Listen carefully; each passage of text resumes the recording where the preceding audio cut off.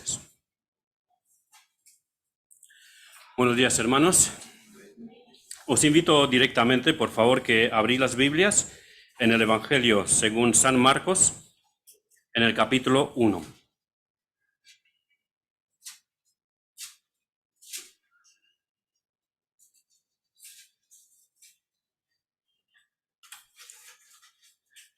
Evangelio según San Marcos, capítulo 1. Y empezamos a leer la palabra de Dios desde el versículo 32 en adelante.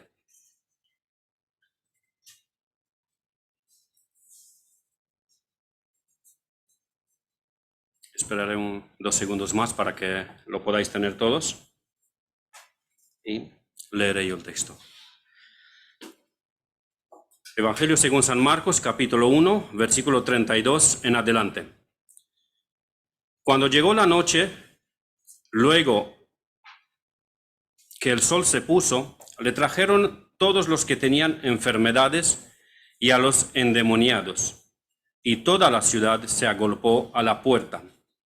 Y sanó a muchos que estaban enfermos de diversas enfermedades, y echó fuera muchos demonios, y no dejaba hablar a los demonios porque le conocían. Levantándose muy de mañana, siendo aún muy oscuro, salió y se fue a un lugar desierto, y ahí oraba. Y le buscó Simón y los que con él estaban, y hallándole le dijeron: «Todos te buscan». Él les dijo: «Vamos a los lugares vecinos, para que predique también ahí, porque para esto he venido». Y predicaba en las sinagogas de ellos en toda Galilea, y echaba fuera los demonios. Amén. Vamos a pedir una vez más la bendición del Señor por medio de su palabra sobre nosotros.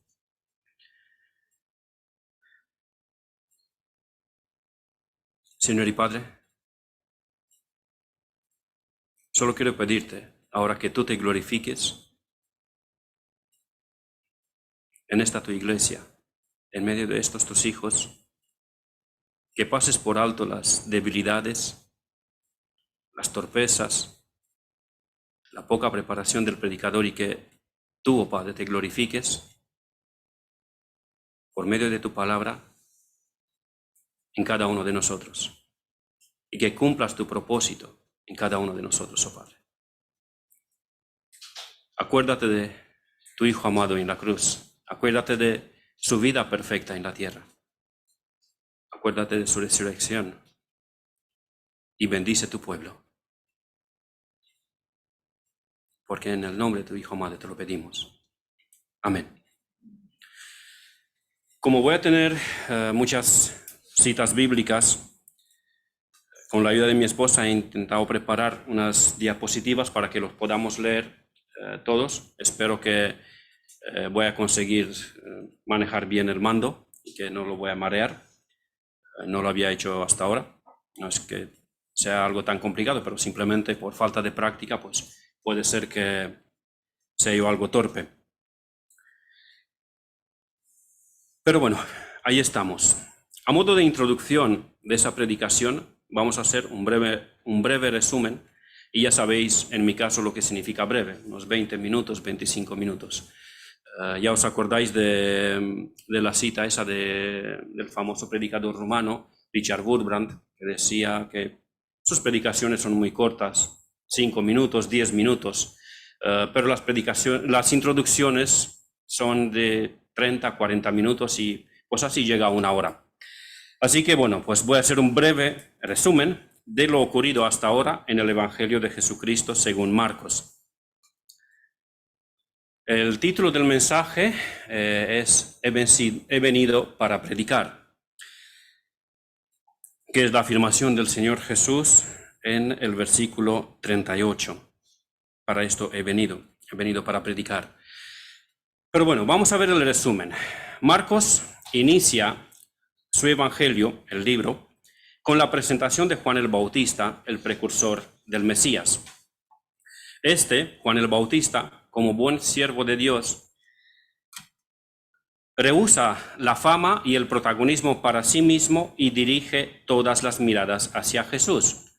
Creo que os acordáis de la cita en cual Juan el Bautista dice: viene tras mí el que es más poderoso que yo, a quien no soy digno de desatar encorvado la correa de su calzado.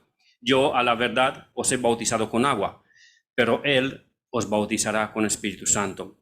Juan el Bautista, como buen siervo de Dios, dirige las miradas, dirige la atención hacia el Señor Jesucristo y no hacia él. En estas circunstancias, si se me permite la expresión, Jesús aparece en el escenario, si podemos decirlo de esa manera, si me lo permitís. Inicia su ministerio público con su bautismo. Y en el momento del bautismo de Jesús ocurren cosas extraordinarias, cosas que jamás habían ocurrido en algún de los bautismos anteriores y jamás después ha ocurrido en algún bautismo y jamás ocurrirá hasta la segunda venida del Señor. ¿Qué es lo que pasó en el bautismo de nuestro Señor Jesucristo? Una de esas cosas extraordinarias y únicas que pasaron fue que los cielos se rasgaron y la voz de Dios el Padre se oyó desde los cielos, confirmándole: tú eres mi Hijo amado, en ti tengo complacencia. Cuando leemos en el texto bíblico que los cielos se abrieron, los comentaristas dicen que en original literalmente significa que los cielos se rasgaron, que Dios rompió los cielos para hacer escuchar su voz y confirmar: este es mi Hijo amado, en él tengo complacencia. Asimismo, Juan el Bautista testificó que vio al Espíritu Santo descendiendo del cielo en forma corporal como paloma y permaneciendo sobre Jesús. Juan no vio una paloma blanca. Seguramente habéis visto cuadros religiosos, clásicos, en cual está representando el bautismo del Señor Jesús y se ve una paloma blanca posando sobre él. La Biblia no dice que Juan el Bautista vio una paloma blanca. Dice que vio al Espíritu Santo descendiendo del cielo en forma corporal como paloma. Prestemos atención a lo que leemos. Y al ver esta señal del Espíritu Santo descendiendo y postrándose sobre Jesús, señal de confirmación de parte de Dios, tal como se le había dicho, Juan dio testimonio de Jesús diciendo que este es el Hijo de Dios. Juan 1:34. Y asimismo que Jesús es el Cordero de Dios que quita el pecado del mundo. Juan confiesa que él no sabía quién era el Mesías, quién era el Cordero de Dios que había de venir, pero el que le envió, evidentemente Dios, le dijo: al que ves que el Espíritu Santo desciende y se posta sobre él, que sepas que este es el Mesías. Dios el Padre truena desde los cielos que en Jesús tiene toda su complacencia. El Espíritu Santo desciende y se posta sobre Jesús en señal de santa unción y capacitación para la obra que tenía que hacer en el mundo.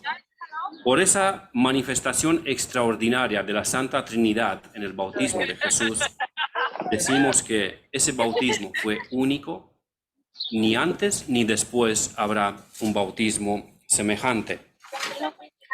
Pero también en el mismo momento del bautismo de Jesús, desde la perspectiva del Señor Jesús mismo, también tenemos algo extraordinario, algo único. Recordemos que Juan el Bautista bautizaba ¿con qué bautismo? Con el bautismo del arrepentimiento, ¿verdad? ¿Qué hace Jesús bautizándose con el bautismo del arrepentimiento? Jesús no tiene pecado. Jesús es Dios hecho carne. Y Jesús es hombre perfecto. ¿Qué hace Jesús bautizándose con el bautismo del arrepentimiento? Jesús era y es la única persona que no necesitaba y no podría ser bautizado con el bautismo del arrepentimiento, porque él jamás había pecado. De hecho, Juan el Bautista, que era familiar cercano de Jesús y muy probablemente había sido testigo directo del testimonio perfecto de Jesús, seguramente jugando de niños, le había visto, este juega diferente, ese es diferente a nosotros. Cuando el Señor Jesús viene para ser bautizado por Juan, Juan dice, yo necesito ser bautizado por ti, ¿y tú vienes a mí? Espérate, aquí las cosas no encajan. Señor, ¿qué pasa aquí? Jesús no necesitaba ser bautizado con el bautismo del arrepentimiento y no podría ser bautizado con el bautismo de arrepentimiento. Pero Jesús se bautizó en señal de identificación con su pueblo. No he dicho en representación, he dicho identificación. Si hubiera dicho representación, si el bautismo del Señor hubiera sido como representación de su pueblo, entonces todos los creyentes no necesitaban bautizarse. Pero el Señor Jesús se bautiza con el bautismo del arrepentimiento, identificándose con su pueblo. Si me permitís la expresión, como si hubiera dicho, yo soy ellos. Yo soy mi pueblo.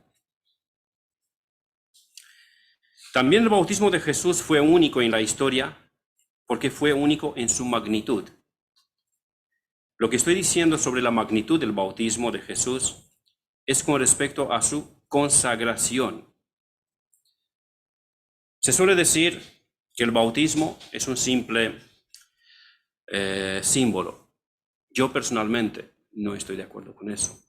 No digo que estoy yo acertado y los demás están equivocados. No lo sé. Mi opinión personal, que el bautismo es mucho más que un símbolo, sino que también es una muestra de consagración a Jehová. Intentaré explicarlo. Los judíos no se bautizaban. El bautismo de Juan, llamando a los judíos a bautizarse con el bautismo del arrepentimiento, era algo inédito, algo revolucionario. No se había visto hasta ese momento.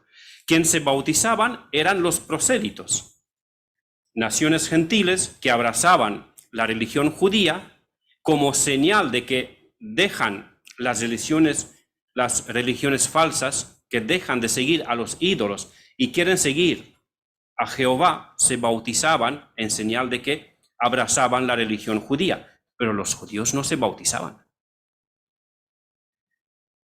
salvo con una excepción, aunque no era del todo un bautismo, pero había una excepción.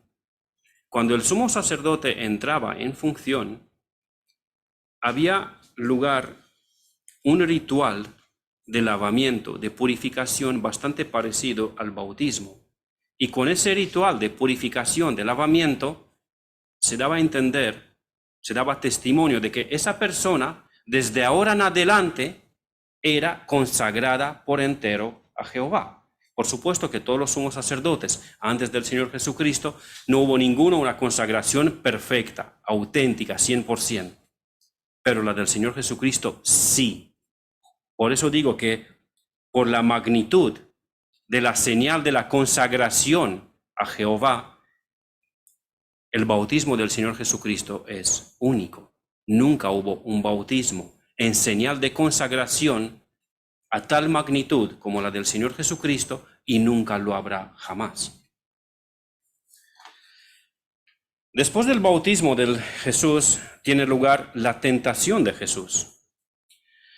Y no que este fue el único periodo en cual Jesús fue tentado, porque Jesús fue tentado durante toda su vida terrenal, durante todo su ministerio terrenal, y de todas maneras, tal como leemos en los Evangelios y en Hebreos, capítulo 2, versículo 18 y capítulo 4, versículo 15. Esas dos citas no las tengo. Pero este periodo de 40 días de ayuno y tentación, cuando Jesús es tentado de múltiples maneras, es valorado como si fuera un examen de admisión en el ministerio, si se permite esa expresión.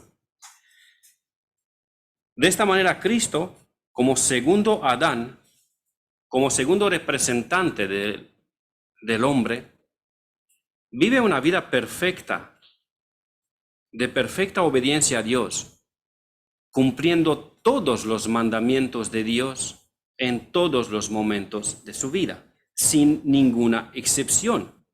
Y de ese modo, Cristo consigue varias cosas.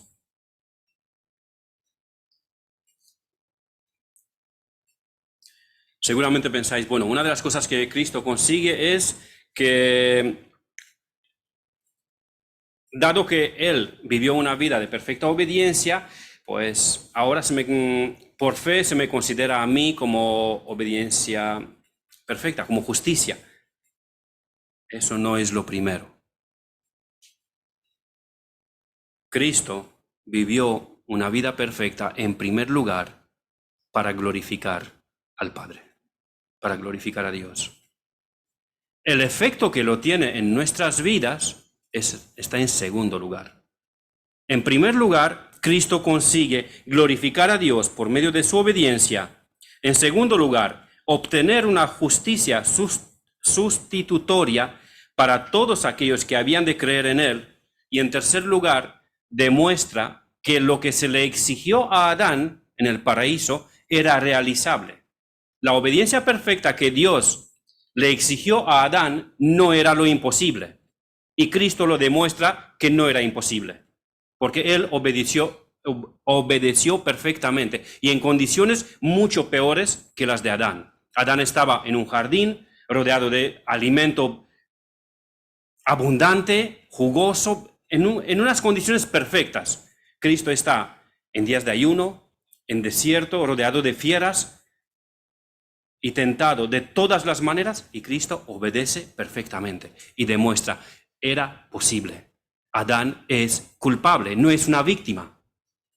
Y nosotros también somos culpables por implicación. No somos víctimas.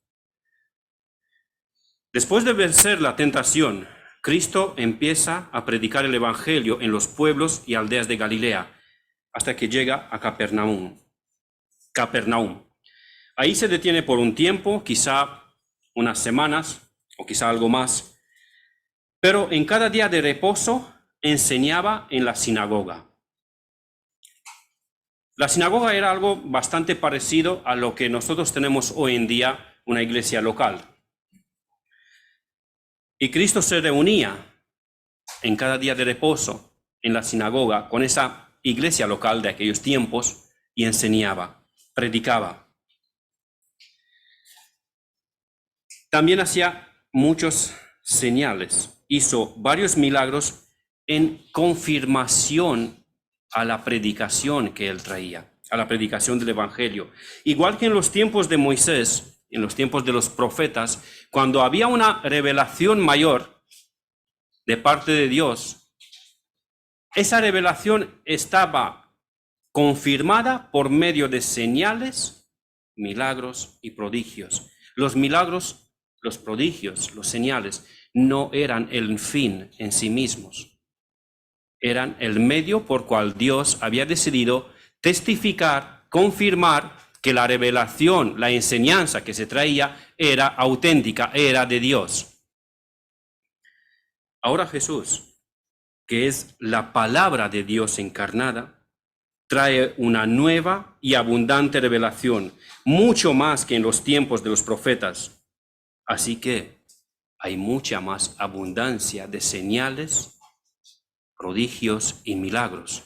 Por eso, esas señales tenían el propósito de confirmar tanto la autenticidad sobre la identidad de Cristo, que Él era el Mesías, como la autenticidad de la nueva revelación.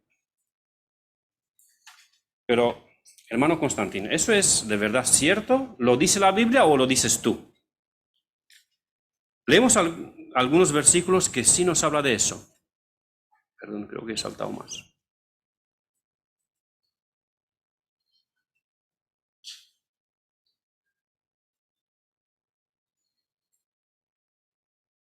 Sí.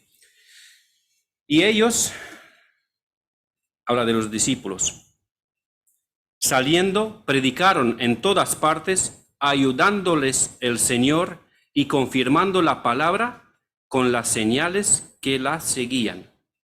¿Qué hacía? Confirmando la palabra con las señales que la seguían. Las señales tenían el rol de confirmar la palabra que se daba. Eso lo vemos en Marcos 16:20 y en Hechos 14:3 leemos: por tanto, se detuvieron ahí mucho tiempo hablando con denuedo, también se refiere a los apóstoles, a los discípulos, hablando con denuedo, confiados en el Señor, el cual daba testimonio a la palabra de su gracia, concediendo que se hiciesen por las manos de ellos señales y prodigios. ¿Qué pasaba? El Señor, el cual daba testimonio a la palabra de su gracia, concediendo que se hiciesen por manos de ellos señales y prodigios. Los señales y los prodigios eran para que confirmen que la palabra que se predicaba, el evangelio que se predicaba, era auténtico. También el comentarista William Hendrickson, en su comentario al Evangelio según Marcos, dice lo siguiente: los milagros cumplían un propósito subordinado. Servían para confirmar el mensaje de Jesús y mostrar quién era Jesús. Eso era el propósito de los señales y de los milagros. Los milagros no eran lo principal. Lo principal en la vida de Jesús era la predicación del Evangelio, como él mismo lo dice. Para esto he venido, en el versículo 38 de nuestro texto, lo que hemos leído. Versículo 38, él les dijo: vamos a los lugares vecinos para que predique también ahí, porque para esto he venido. A ver, esperamos un momento. Señor, toda la gente te busca, las multitudes te buscan. Ayer has hecho un montón de milagros, sanaciones, has liberado demonios, y hay muchos más con problemas, con enfermedades, endemoniados, que necesitan que tú los toques, que tú los sanes. Y el Señor dice: vámonos. El propósito no son los milagros. Yo he venido para predicar el Evangelio. Los milagros han servido de confirmar, de testificar que la enseñanza es la auténtica, es de parte de Dios. Vámonos, porque he venido para predicar, no para hacer milagros.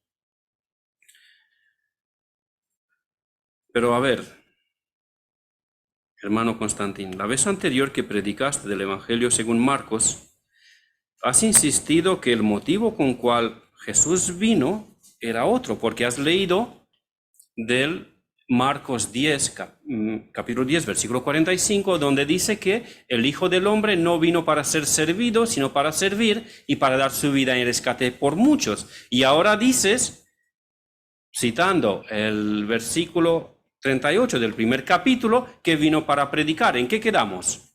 ¿Vino para predicar o vino para servir y para dar su vida en rescate por muchos? Amén. Las dos cosas no se contradicen, no se eliminan una a otra, se complementan. ¿Cómo es eso? Pues Cristo sirvió a sus contemporáneos por medio de la predicación del Evangelio de forma oral, y a las generaciones siguientes por medio de la predicación del Evangelio también los sirvió, pero ya el Evangelio escrito. También su testimonio, su forma de vivir, fue un servicio que el Señor Jesús dio a su generación y también nos sirve a nosotros teniendo su testimonio perfecto, de una vida perfecta de obediencia a Dios escrita en su palabra, y nos podemos guiar con esa palabra. En Marcos 10:45 dice: yo vine para dar mi vida en rescate por muchos. El Hijo del Hombre vino para dar su vida en rescate por muchos. Ese sacrificio perfecto que Cristo hizo en la cruz es aplicado efectivamente en el corazón del hombre por la obra del Espíritu Santo mediante la predicación del Evangelio. La salvación que Dios da al pecador es por medio de la predicación del Evangelio. ¿Os acordáis que la vez anterior hemos citado cómo el Señor Jesús le explicó a Nicodemo de que el Espíritu Santo obra de una manera extraordinaria y hasta incluso podríamos decir misteriosa, y la asociaba con el viento? Y le decía el Señor Jesús a Nicodemo: el viento sopla de donde quiere y oye su sonido, mas ni sabes de dónde viene ni a dónde va. Así es con todo el que es nacido del Espíritu Santo. Se predica la palabra de Dios y no tienes ni idea de quién le toca. Luego se ven los frutos, pero no sabes ni a dónde va ni de dónde viene. Porque Dios obra soberanamente, como Él quiere, en quien quiere, cuando quiere y de la manera que quiere. O si queréis, en el lenguaje español de hoy en día, pues como le da la gana, porque es soberano, porque es Dios. Cristo vino para servir por medio de la predicación del Evangelio y para rescatar a muchos por medio de la predicación del Evangelio. Pero, ¿qué es la predicación? Y ahora entramos en el tema. Hasta aquí ha sido la introducción. ¿Qué es la predicación? Algo que parece tan obvio, pero que nos cuesta definir. ¿Qué es la predicación? Necesitamos una respuesta clara, una definición de la predicación, porque si la predicación es el medio a través del cual Cristo sirve y salva, la predicación debe ser algo sumamente importante, sumamente poderoso, sumamente necesario. Así que, ¿qué es la predicación? Suhel Michelin, uno de mis héroes, en su libro De parte de Dios y delante de Dios, intenta dar una definición con respecto a qué es la predicación. Suhel dice así: la predicación es la comunicación en forma de un discurso oral de un mensaje extraído de las Sagradas Escrituras por medio de una exégesis cuidadosa. Exégesis cuidadosa. Transmitido con autoridad, convicción, denuedo, pasión, urgencia y compasión, a través de toda personalidad de un hombre redimido, llamado y cualificado por Dios, bajo la influencia y el poder del Espíritu Santo, para la gloria de Dios en Cristo, la salvación de los pecadores y la edificación de los creyentes. Esta es una definición de la predicación. A mí me parece muy acertada. Y no solamente porque es uno de mis héroes, sino porque la considero bíblica, la considero correcta, la considero acertada. A la definición que Suhel Michelin da sobre qué es la predicación, añade: la predicación es proclamación. No puede ser menos que eso, pero es mucho más que eso. Se trata de un monólogo, pero no es un mero discurso. Contiene enseñanza, pero es más que una cátedra, una clase de escuela dominical o una charla bíblica. Intenta ser persuasiva, pero nunca manipuladora. Es una forma muy particular de comunicación que involucra todo nuestro ser mientras hablamos a los hombres delante de Dios y de parte de Dios. Las dos citas de Suhel Michelin del libro De parte de Dios y delante de Dios. Esta es la predicación. Pero, como en todos los asuntos, el Señor Jesucristo es nuestro modelo. En los evangelios tenemos varios ejemplos de predicaciones de Jesús. En Lucas, capítulo 4, versículo 16 al 30, y ahí sí os invitaría por favor que abrís las Biblias porque me gustaría que leamos ese texto.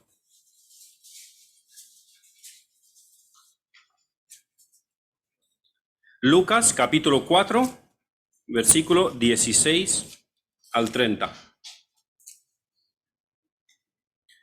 Ahí tenemos el ejemplo de la predicación de nuestro Señor Jesucristo en la sinagoga de Nazaret. Lucas capítulo 4, versículo 16 al 30. Vino a Nazaret, donde se había criado, y en el día de reposo entró en la sinagoga, conforme a su costumbre, y se levantó a leer. Y se le dio el libro del profeta Isaías. Y habiendo abierto el libro, halló el lugar donde estaba escrito: El Espíritu del Señor está sobre mí, por cuanto me ha ungido para dar buenas nuevas a los pobres. Me ha enviado a sanar a los quebrantados de corazón, a pregonar libertad a los cautivos y vista a los ciegos, a poner en libertad a los oprimidos, a predicar el año agradable del Señor. Y enrollando el libro, lo dio al ministro y se sentó. Y los ojos de todos en la sinagoga estaban fijos en él. Y comenzó a decirles: Hoy se ha cumplido esta escritura delante de vosotros. Y todos daban buen testimonio de él y estaban maravillados de la palabra de gracia, de las palabras de gracia que salían de su boca. Y decían: ¿No es este el hijo de José? Él les dijo: Sin duda me diréis este refrán: Médico, cúrate a ti mismo. De tantas cosas que hemos oído que se han hecho en Capernaum, haz también aquí en tu tierra. Y añadió: De cierto os digo que ningún profeta es acepto en su propia tierra. Y en verdad os digo que muchas viudas había en Israel en los días de Elías, cuando el cielo fue cerrado por 3 años y 6 meses, y hubo una gran hambre en toda la tierra. Pero a ninguna de ellas fue enviado Elías, sino a una mujer viuda en Sarepta de Sidón. Y muchos leprosos había en Israel en tiempos del profeta Eliseo, pero ninguno de ellos fue limpiado, sino Naamán el sirio. Al oír estas cosas, todos en la sinagoga se llenaron de ira y levantándose, le echaron fuera de la ciudad y le llevaron hasta la cumbre del monte sobre el cual estaba edificada la ciudad de ellos, para despeñarle. Mas él pasó por en medio de ellos y se fue. En este texto del Evangelio tenemos una parte de la predicación del Señor. Primero, es la lectura de un texto bíblico. El Señor Jesús toma el libro, el rollo, lee un texto y luego lo explica. Claro, en el texto no tenemos el contenido completo de la predicación de nuestro Señor, porque el propósito de Lucas no era a darnos un ejemplo de la predicación, sino más bien Lucas aquí quiere mostrar la incredulidad y el desprecio que los ciudadanos de Nazaret tenían con el Señor Jesucristo. Si este es el hijo de José, este es el carpintero, si este se ha criado aquí con nosotros, ¿quién se cree este que es? Hizo milagros en Capernaum, a ver si hace aquí milagros. ¿Quién se cree este que es?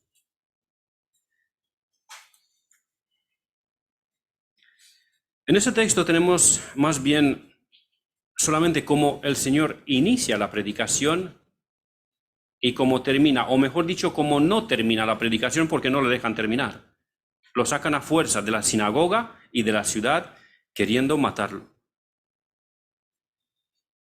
Entonces, lo que vemos de aquí es, con respecto a nuestro tema, la predicación es: el Señor Jesús agarra el libro, lee un texto y lo expone, lo explica. No da una charla. ¿Os acordáis, no, de la vez anterior, lo de la charla? Los que predican el Evangelio se llaman predicadores y los que dan charlas se llaman charlistas, perdón. No, lo dije intencional, charlatanes. Soy responsable de lo que digo.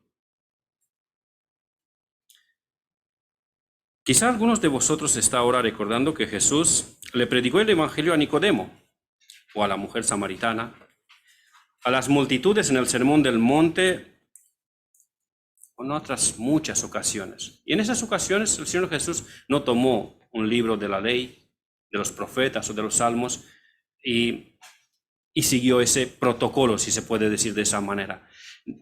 Se tratan de dos situaciones diferentes.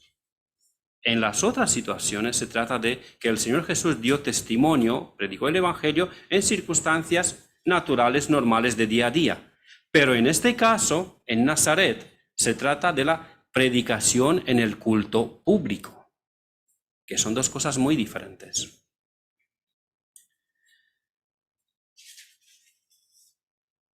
Estas ecuaciones que hemos mencionado hacen referencia a situaciones naturales en las cuales el Señor aprovechaba toda oportunidad para testificar a cualquier persona, cosa que todos nosotros tenemos que hacer, aprovechar todas las oportunidades para testificar a todo hombre.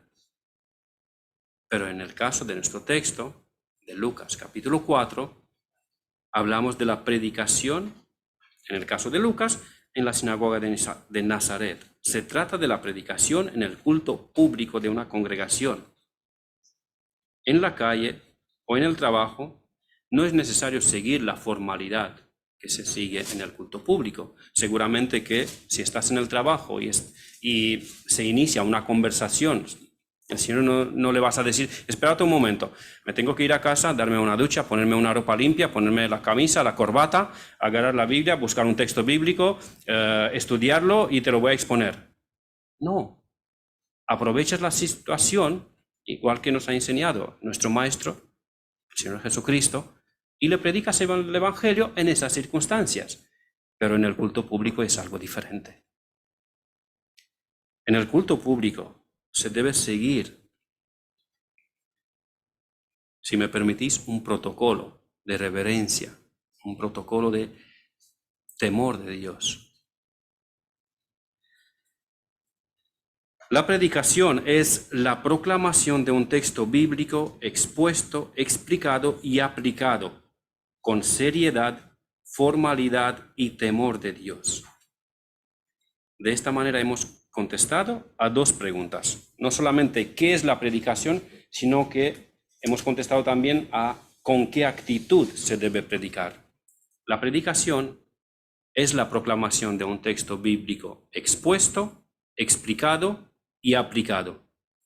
Y la actitud que uno debe tener en el púlpito al predicar el Evangelio tiene que ser una actitud de seriedad, formalidad y temor de Dios. Estamos predicando el Evangelio de Jesucristo, no estamos dando charlas. Debemos ser predicadores, no charlistas. Estamos predicando el Evangelio de Jesucristo. Estamos predicando la gloria de Dios. Estamos predicando la salvación de las almas. No ofrecemos un monólogo entretenido y divertido para que os sintáis bien. De hecho, os confieso que no me importa si os sentís bien o no. De verdad. Me importa que al bajar de aquí, Dios no me tire de las orejas y que no me diga, ¿qué has hecho con mi palabra?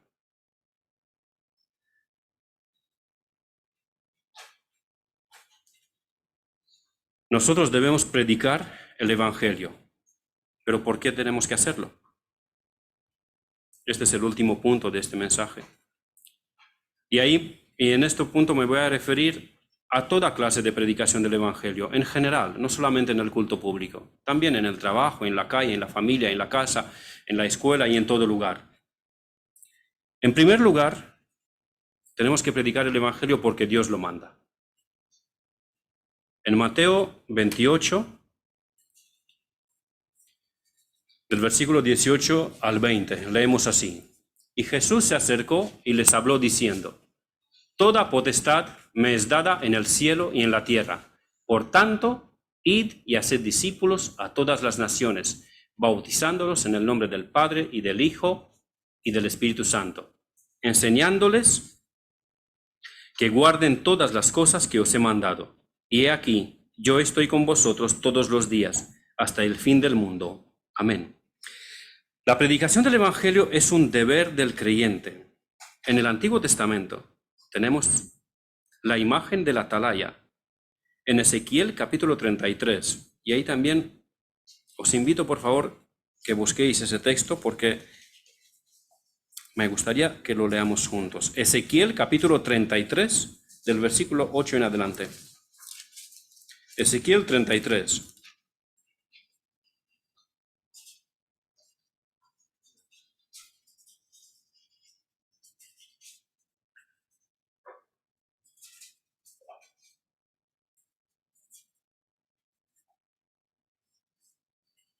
¿Lo tenemos? Ezequiel 33, versículo 1. Vino a mí palabra de Jehová diciendo: Hijo de hombre, habla a los hijos de tu pueblo y diles: cuando trajere yo espada sobre la tierra, y el pueblo de la tierra tomare un hombre de su territorio y lo pusiere por atalaya, y él viere venir la espada sobre la tierra y tocare trompeta y avisar el pueblo, cualquiera que oyere el sonido de la trompeta y no se apercibiere, y viniendo la espada lo hiriere, su sangre será sobre su cabeza. El sonido de la trompeta oyó y no se apercibió, su sangre será sobre él. Mas el que se apercibiere, librará su vida. Pero si el atalaya viere venir la espada y no tocare la trompeta, y el pueblo no se apercibiere, y viniendo la espada hiriere de él a alguno, este fue tomado por causa de su pecado, pero demandaré su sangre de mano del atalaya. A ti, pues, hijo de hombre, te he puesto por atalaya a la casa de Israel, y oirás la palabra de mi boca, y los amonestarás de mi parte. Cuando yo dijere al impío, impío, de cierto morirás, y tú no hablares para que se guarde el impío de su camino, el impío morirá por su pecado, pero su sangre yo lo demandaré de tu mano. La predicación del Evangelio es un deber del creyente, es una enorme responsabilidad. Todos los redimidos de Dios tenemos este deber y esta responsabilidad. En segundo lugar, la predicación del Evangelio es un privilegio, un honor, una gracia que nos ha sido dada a los creyentes. Así lo entendía el apóstol Pablo. Y leemos en Efesios 3:8, a mí, que soy menos que el más pequeño de todos los santos, dice el apóstol Pablo, me fue dada esta gracia de anunciar entre los gentiles el evangelio de las inescrutables riquezas de Cristo. Me fue dada esta gracia. El predicar el evangelio es un privilegio, es un honor, es una gracia que nos ha sido dada a todos los creyentes. No es válido solamente para el apóstol Pablo y para los demás apóstoles, es para todos los creyentes. En tercer lugar, la predicación del Evangelio es el medio por cual Dios ha decretado que se han de salvar los perdidos. En Romanos 10, del 13 al 17, leemos así: porque todo aquel que invocare el nombre del Señor será salvo. ¿Cómo pues invocarán a aquel en el cual no han creído? ¿Y cómo creerán en aquel de quien no han oído? ¿Y cómo oirán sin haber quien les predique? ¿Y cómo predicarán si no fueren enviados? Como está escrito, cuán hermosos son los pies de los que anuncian la paz, de los que anuncien buenas nuevas. Mas no todos obedecieron al Evangelio. Pues Isaías dice: Señor, ¿quién ha creído a nuestro anuncio? Así que la fe es por el oír, y el oír por la palabra de Dios. En cuarto lugar, la predicación del Evangelio es también el medio por cual los creyentes son edificados en el Señor y santificados. En Juan 17 leemos así, en la oración sacerdotal del Señor Jesucristo: santifícalos en tu verdad, tu palabra es verdad. Y en Juan 15:3, el Señor Jesús declara el estado de los creyentes, de los discípulos, cuando les dice: ya vosotros estáis limpios por la palabra que os he hablado. Todo esto en conjunto es glorificar a Dios. Dios es glorificado si le obedecemos predicando el Evangelio. Dios es glorificado si tenemos la predicación del Evangelio como un honor, como una gracia que nos ha sido concedida. Dios es glorificado cuando un pecador es salvado. Dios es glorificado cuando los creyentes son edificados. Dios es glorificado cuando los creyentes son santificados.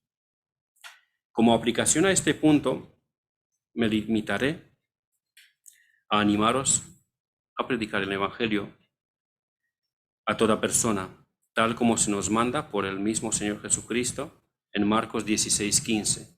Id por todo el mundo y predicad el Evangelio a toda criatura. No caigamos en el error de un grupo de cristianos que son identificados como neocalvinistas. No hablo de calvinistas, neocalvinistas. Estos hermanos han llegado al extremo de creer que si Dios es soberano y Él ya ha decretado desde antes de la fundación del mundo quién ha de ser salvo, ¿para qué ir a predicar? Y a Dios los salvará de cualquier manera. No. Y repito, no hablo de calvinismo, hablo de neocalvinismo. Pero no es ni el tiempo ni el tema de la predicación para que expliquemos las diferencias entre estos dos movimientos. Nuestro deber, nuestra honra, nuestro llamado es para que prediquemos el Evangelio. El Dios que sí es soberano y el Dios que sí ha decretado desde antes de la fundación del mundo quién ha de ser salvo, también ha decretado el medio por cual han de ser salvos, que es la predicación del Evangelio. Y también, si tanto decimos que Dios es soberano, ¿por qué no nos sometemos a esa soberanía suya para ir a predicar el Evangelio a toda criatura? Sí, decimos, no, Dios es soberano. Amén. Y es así, Dios es soberano. Obedezcámoslo. Hermanos, para Cristo, la predicación del Evangelio fue su prioridad principal. Mostró misericordia y compasión con las masas, con la gente, con las personas individualmente. Recibió a los apartados, alimentó a los hambrientos, sanó a los enfermos, liberó a los endemoniados, resucitó a los muertos, pero sobre todo predicó el Evangelio. Que Dios nos ayude a seguir el ejemplo que nos dejó nuestro Maestro y Señor. Amén.